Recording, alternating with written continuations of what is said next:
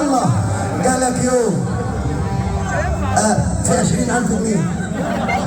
200 جنيه بس يلا أمور الحلوة بقت طعمه لسحري